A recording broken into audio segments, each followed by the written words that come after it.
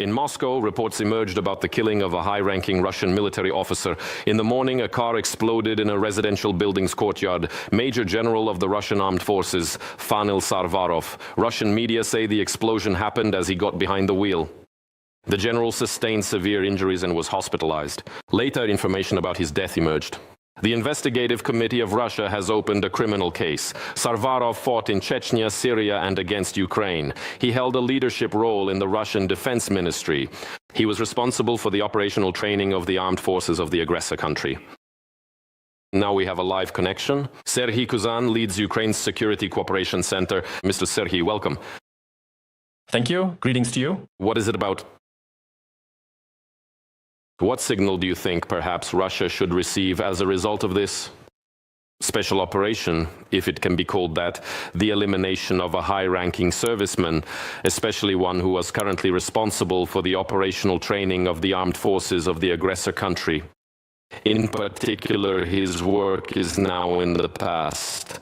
How important was it for the aggressor country, and how significant is the elimination of this serviceman now?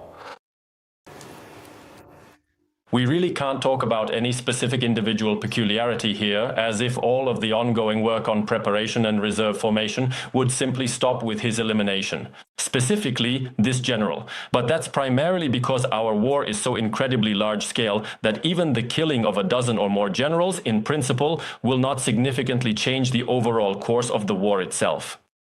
However, this is definitely a signal to the entire Kremlin leadership that there are no untouchables. Generals, that is, the highest-ranking officers whom our special services reach right in their own homes.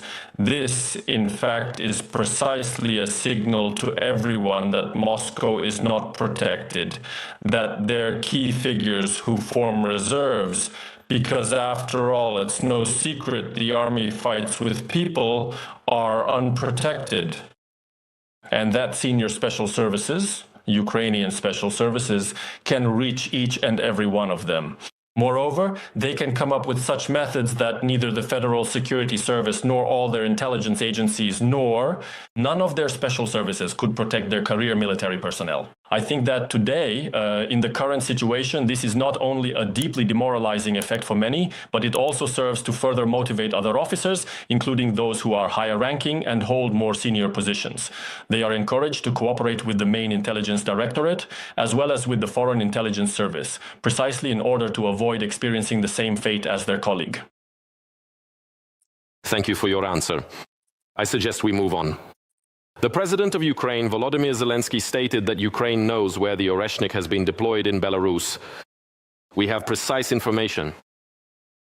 And we have shared this data with our Western partners because the weapons range threatens not only Ukraine, but also EU countries, particularly Poland and Germany. What do you currently know about the deployment of the Russian Oreshnik on combat duty on the territory of Belarus? And in your opinion, what should it be? The reaction of the international community? Because according to the latest data calculated by experts, the Oreshnik from Belarus will not threaten Kyiv. Instead, it poses a threat to European countries. Yes, you are right. In general, these missiles, like the Oreshnik missiles of medium range, they essentially do not pose a significant threat to adjacent territories.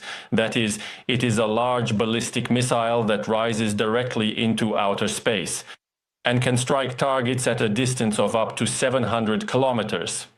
So it's definitely not Kyiv, nor the outskirts, nor anywhere near there. For Ukraine, this Oreshnik would have to be deployed in the same Kapustin Yar, where there is better infrastructure, where there are better opportunities even to aim.